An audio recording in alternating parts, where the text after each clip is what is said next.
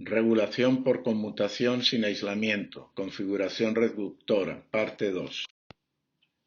En la parte 1 de este tema se analizaron los dos modos de operación del regulador reductor y se determinaron las ecuaciones que permiten relacionar la tensión de salida entregada a la carga con la tensión de entrada y el ciclo de trabajo, cuando el circuito trabaja con corriente no interrumpida y con frecuencia de conmutación constante. En esas condiciones, la tensión de salida no depende de la corriente de carga, ni del valor de la inductancia. Para poder diseñar el circuito es preciso incluir estos dos parámetros en el conjunto de las ecuaciones que describen el comportamiento del circuito. El primer paso es considerar que, siendo el circuito ideal, no introduce pérdidas, por lo que la potencia entregada por la fuente de alimentación a la entrada debe ser necesariamente igual a la potencia recibida por la carga a la salida. Igualando las potencias de entrada y salida y despejando, se encuentra que las corrientes también se relacionan entre sí a través del factor K, pero que la relación es inversa, esto es, la corriente de la fuente es igual a K veces la corriente de la carga.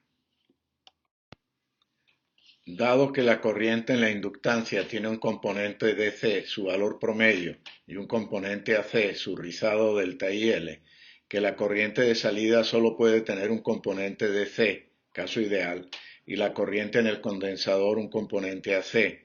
El voltaje BC promedio es constante igual al voltaje de salida aplicado a la carga. Necesariamente se tiene que cumplir que I sub L promedio es igual a I sub 0 y que la corriente en el condensador debe ser el complemento a cero del rizado de la inductancia.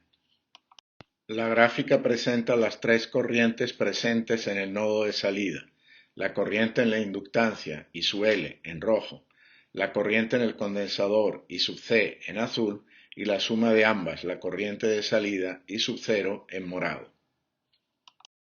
Para incluir a la inductancia L en el conjunto de las ecuaciones, es necesario expresar el periodo de trabajo tanto en función de la frecuencia como de la suma de los tiempos T1 y T2 y, a continuación, reemplazar los tiempos por sus respectivas expresiones en base a las ecuaciones 3 y 6.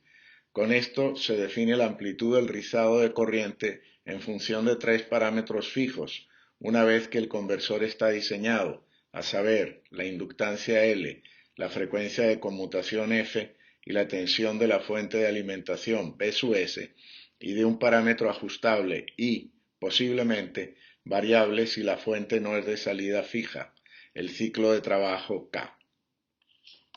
El rizado de corriente es un parámetro interno del diseño, transparente al usuario, en el sentido de que su influencia sobre las características de operación de la fuente no es observable directamente al nivel de la salida. Es sin embargo importante, dado que, como se mencionó anteriormente, las corrientes pico del conmutador controlado y del diodo son funciones de dicho valor. Se observa también que, si se considera el rizado como función de K, los valores inicial y final de la función son ambos cero, y que los valores del rizado en el rango 0 menor que K menor que 1 son positivos. Luego la función debe tener un máximo en un valor de K intermedio. Para encontrar el punto de inflexión de la función delta I de K, se tiene que sacar la derivada de la función con respecto a K e igualarla a cero. Hecho esto, se encuentra que el punto de inflexión ocurre con K igual a 0,5 y que, como se indicó anteriormente por simple inspección, el valor de la función en este punto es positivo, lo que prueba que ese es el máximo valor de delta I posible en función de K. Operar el conversor en el régimen de conducción sin interrupción de corriente, CCM, Continuous Conduction Mode, tiene la ventaja de que, en el caso ideal, la tensión de salida solo depende del valor de la tensión de entrada y el factor K seleccionado, y es independiente de la corriente de carga, por lo que es fundamental determinar en qué condiciones el conversor sale de este régimen y entra en el de corriente discontinua, DCM, Discontinuous Conduction Mode, en el cual, incluso en el caso ideal, la relación entre la tensión de salida y la de entrada deja de estar controlada por la ecuación 10 y pasa a depender también del valor de la corriente de carga. La figura muestra las formas de onda de voltaje y corriente en el punto crítico, en el cual la corriente se hace cero justo en el instante T2, cuando se cambia del modo 2 al modo 1 y la corriente vuelve a crecer. Si la corriente se hace cero durante el intervalo T2, en el instante T0 con T1 menor que T0 menor que T2, se estará operando en el régimen de corriente discontinua o corriente interrumpida, y muchas de las ecuaciones simples que describen la operación del circuito en el régimen de corriente no interrumpida dejarán de ser válidas. El punto crítico se alcanza cuando el valor más bajo del rizado de corriente llega a ser cero en el instante T2 igual a T. Esto ocurre cuando el valor promedio de la corriente en la inductancia es igual a la mitad de la amplitud del rizado. Por otra parte, en este circuito necesariamente se cumple que, cuando el circuito opera en estado estacionario, el valor promedio de la corriente IL en la inductancia es igual al valor promedio de la corriente entregada a la carga, I0. De no cumplirse esta igualdad, la diferencia entre ambos valores promedios sería una corriente promedio entrando, si es positiva, o saliendo, si es negativa, del condensador, lo cual necesariamente haría que el valor del voltaje en el condensador cambiase en el tiempo, sacando al circuito del estado estacionario. Por lo tanto, el peor caso ocurre cuando el regulador opera con corriente de carga mínima, IOM, en cuyo caso la magnitud del rizado crítico es igual a 2 veces IOM. Una consecuencia directa de estas ecuaciones es que evidentemente el regulador no puede operar sin carga, ya que en este caso necesariamente la corriente promedio en la inductancia sería cero, lo mismo que el rizado crítico. Por lo tanto, si se debe diseñar una fuente regulada por conmutación del tipo conversor reductor y la corriente de carga puede llegar a ser cero en condiciones normales de operación, fuente operando en circuito abierto, es necesario incluir en la fuente una resistencia auxiliar para carga mínima, RACM, en paralelo con el condensador para asegurar que existe la corriente de carga mínima, IOM, más un margen de seguridad. Operación con corriente discontinua, DECM, Discontinuous Current Mode. Si la corriente promedio es inferior al valor de la corriente promedio crítica, el circuito entra a operar en el modo de corriente discontinua, en el cual la corriente en la inductancia se interrumpe antes de que finalice el periodo T. En ese momento, el diodo deja de conducir y el circuito pasa al estado presentado en la lámina. La figura presenta la gráfica de la corriente en la inductancia cuando el conversor entra en el régimen de operación con corriente interrumpida o corriente discontinua.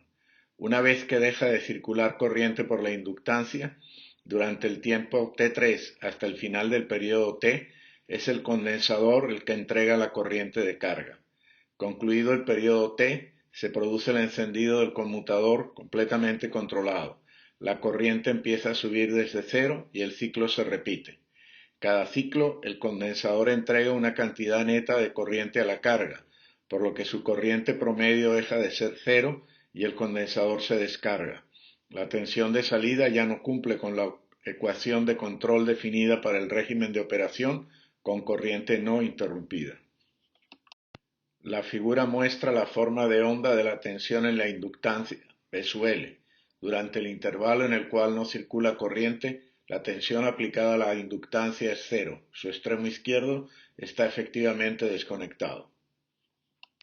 La operación del circuito en el intervalo T1 se modifica solamente en el valor inicial de la corriente.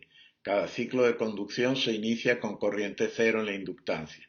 La corriente crece linealmente durante el intervalo de conducción y alcanza su valor máximo final y sub Lm en el instante T1, cuando el control apaga el conmutador principal y la corriente en la inductancia se transfiere automáticamente al diodo D. La figura muestra la forma de onda de la corriente en el conmutador principal en el régimen de operación con corriente discontinua, DCM. La figura muestra la forma de onda de la tensión en el conmutador principal en el régimen de operación con corriente discontinua, DCM. Como en el régimen de operación con corriente no interrumpida, desde el momento en que el diodo entra en conducción, se aplica tensión negativa a la inductancia y la corriente I empieza a reducirse. Transcurrido un tiempo T2, la corriente se hace cero, antes de que termine el periodo T. La suma de T1 más T2 es el tiempo total transcurrido, Tx, desde el comienzo del periodo T en curso. El tiempo T1 es conocido porque lo impone el controlador. T2 no lo es, ni tampoco Tx. La lámina muestra los pasos necesarios para expresar el tiempo Tx como una función de T1 y del cociente entre la tensión de entrada Bs y la de salida B0.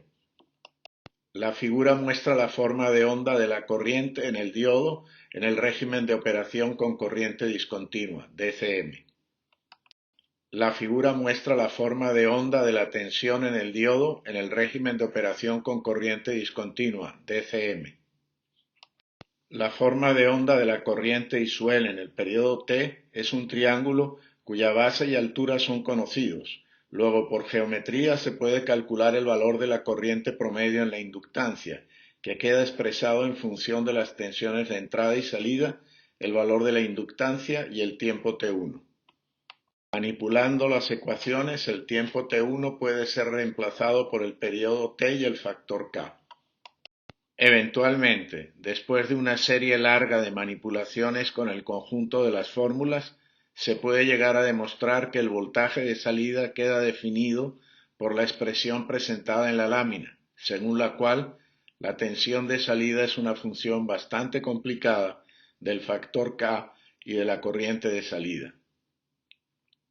La diferencia fundamental entre las operaciones en CCM y en DCM, considerando componentes ideales, es que mientras se opera con conducción continua, la tensión de salida es únicamente una función de la tensión de entrada y del ciclo de trabajo K.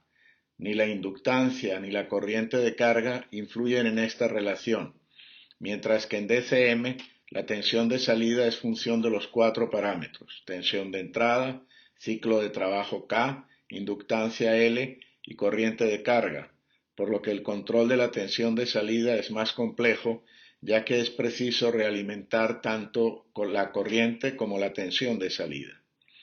Dada la complejidad de la expresión y el hecho de que para implementar un control en este caso sería además necesario establecer un lazo adicional de medición de la corriente, se puede concluir que no tiene sentido seguir estudiando este régimen de operación, que para todo propósito práctico la fuente debe ser diseñada para asegurar que siempre opere en el régimen de corriente no interrumpida.